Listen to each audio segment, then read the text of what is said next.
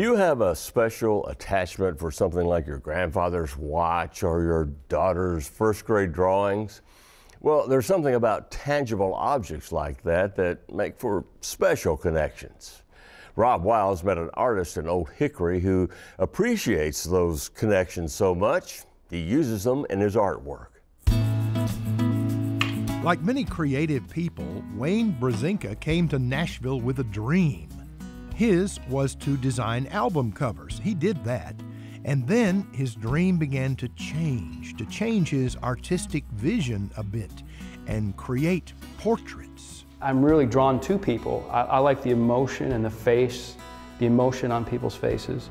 I think just the eye tells a lot about somebody. We all have a story to tell, and in those portraits, there are meaningful pieces of books and papers and notes and pertaining to whatever subject that's being illustrated.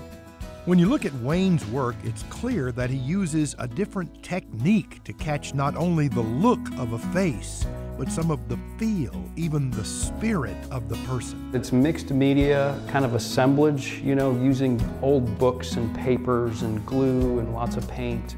Any found items, and so they're built kind of in 3D form, and they kind of come off the canvas, so they're assembled and give a lot of, in the end they show a lot of depth and shadow and light. And actual objects used to create the effect, objects that relate to the person in some way. Abraham Lincoln, his careworn face including pieces of actual newspapers from the day, photos of slaves, photos of young men who may have actually fought in the Civil War. John Siegenthaler, crusading newspaper man and stalwart of the Civil Rights Movement. Mastheads from the Tennessee newspaper, there's a 1973 and a 1974 masthead within the portrait, as well as a 1982 USA Today newspaper, which he was very instrumental in starting. There's an original 1961 photo of Susan Wilbur, who he saved or rescued from the mobs in Montgomery, Alabama during the Freedom Rides. So that's the original press photograph that I had found online through, I believe, eBay. That's in the portrait as well. So I love history, and so his image tells that story of his life. We'll go up, up, up, but I'll fly a little higher.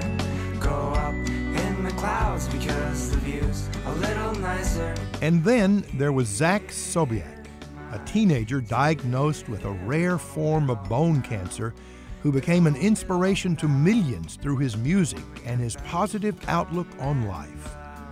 When Zach passed away, his parents contacted Wayne about a portrait.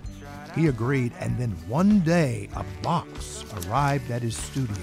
I got chills when I got the box initially. I mean, it's a pretty sacred, you know, box to work with, I thought, you know. And so I said a prayer literally that however it might come to be, that it would be created in a way that was supposed to be, and end up honoring the family and honoring Zach. It won't be long now. It's probably one of the hardest commissions I've ever done. Embodied in the portraits, those irreplaceable pieces of Zach's life: a religious medal, family portraits, a tie repurposed as part of his shirt, a train ticket to Paris, the trip one of Zach's final requests. The objects themselves making the portrait even more powerful for those who view it. When you tell them that it's the actual pair of socks that were his favorite, you know, that they're that much more drawn to the portrait or drawn in, as opposed to a photograph of a second generation of, you know, an image. And for me as an artist, that is what I find the most interesting. You know, if I can find authentic, original items of a person's story to use, it draws the audience that much closer to that portrait in the end, I think. They can feel that much, you know, more energy from it than if it were a photograph of the piece.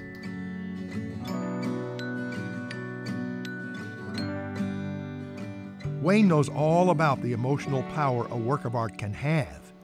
Here at a show of his work at the O'More College of Design in Franklin, there is one piece that most definitely strikes an emotional chord with those who see it and with Wayne himself. So when I saw this, I knew something was amiss here. This is definitely not a portrait of a person. This is something that happened to you then. It is, yeah. Again, based on my own story as a child being sexually abused. So, and as I was creating the image of the boy, this originally you'll see the stripes are kind of peeling off, but I kept telling myself, you know, I've got to finish those stripes. I've got to, you know. And then I thought something in me went, no, you don't. You know, like leave them peeling off. It's symbolic to me as part of telling the story that something's been taken or damaged. You know, there's pain and there's things that happen to us in our life, and unfortunately, in my case, this is part of my story, but as well as many other people out there. But so the countless people have, you know, a few of them broke down in tears when they saw it. You know, one person said, "This is the story of my granddaughter who was abused," or "This is my story. I've never told anybody until you're the second person I've told." Yes, whether faces recreated to tell a story or faces covered in masks whose story needs to be told, there's always a reaction, an appreciation, a conversation arising out of the works of art of Wayne Brezinka of Nashville.